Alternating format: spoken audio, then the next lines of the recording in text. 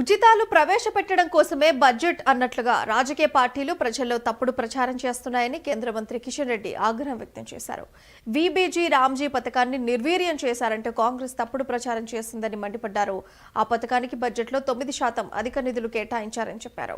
ఇవాళ హైదరాబాద్లోని బీజేపీ కార్యాలయంలో కిషన్ రెడ్డి మీడియా సమావేశం నిర్వహించారు. ఈ సందర్భంగా ఆయన మాట్లాడుతూ ప్రజలు ఆశిస్తున్న సుస్థిర ప్రగతికి దోహదపడేలా బడ్జెట్ ఉందన్నారు. ఎన్నికల కోసం కాకుండా వికసిత భారత్ 2047 కోసం పెట్టిన బడ్జెట్ ఇది అని చెప్పారు. మొన్నటి రోజు ప్రవేశపెట్టినటువంటి కేంద్ర ప్రభుత్వ బడ్జెట్ నరేంద్ర మోడీ గారి నాయకత్వంలో గత 12 సంవత్సరాలుగా ఏవైతే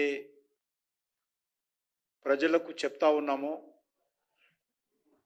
అది చేసి చూపిస్తున్నటువంటి బడ్జెట్.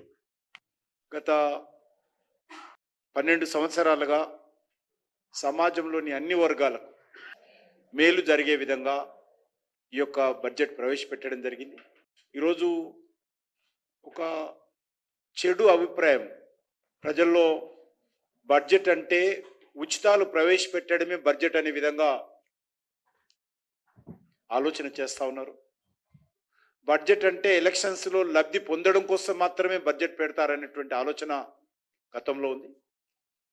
ఆ రకంగా అన్ని పార్టీలు కూడా ప్రయత్నం చేస్తూ ఉన్నాయి.